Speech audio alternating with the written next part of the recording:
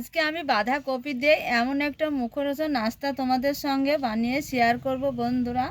আশা করছি তোমাদের খুব ভালো লাগবে। আর দেখো, বাঁধাকপিটা আমি কেটে নিয়েছি ঝুরি ঝুরি করে, একদম সুন্দরভাবে কেটে নিয়েছি।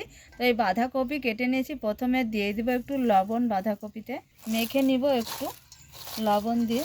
এবার জল নিচড়ে রাখা বাঁধাকপিগুলো পাত্রতে দিয়ে দিব, আবারও এক বাটি দিয়ে দিব বেসন, আতপ চালের গুঁড়ি, ময়দা। এবার দিয়ে দিব কুচানো পেঁয়াজ, ঝাল বুঝে কাঁচা মরিচ, দিয়ে দিব পরিমাণ মতো হলুদ, স্বাদ বুঝে লবণ। বন্ধুরা, এইবার হাত দিয়ে আমি চটকে মেখে নিব। মেখে নিয়েছি, এইখানে জল দেওয়ার দরকার হয়নি আর জল লাগবেও না। এবার এই সময় দিয়ে দিব একটা ডিম। এই যে একটা ডিম নিয়েছি, ডিমটা দিয়ে দিব। জলের বদলে এই ডিমটা দিয়ে খুব সুন্দর হবে বন্ধুরা। এই যে দেখো, দিয়ে দিব কুচানো ধনে পাতা, সুন্দর একটা সেন্ট আসবে ধনে পাতা।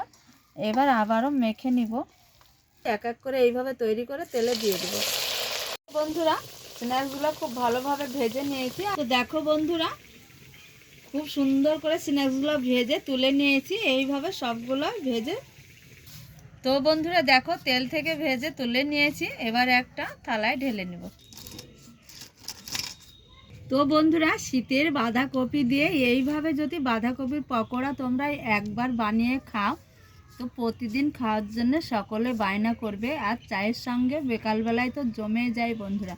আর দেখো কতটা সুন্দর হয়েছে, দেখো পকোড়াগুলা দারুণ লাগে খেতে। তোমাদের ভেঙে দেখায় বন্ধুরা, এই যে দেখো কতটা সুন্দর হয়েছে, দেখো খেতে কিন্তু জবর স্বাদ। আজকের রেসিপি তোমাদের কেমন লেগেছে অবশ্যই তোমরা একটা কমেন্ট করবে, লাইক করবে, চ্যানেলটা সাবস্ক্রাইব করে পাশে থাকবে। তাহলে আজকের রেসিপি এই পর্যন্ত, এইখানেই শেষ করছি। তোমরা যেখানেই থাকো ভালো থাকো, সুস্থ থাকো, তোমাদের টাটা।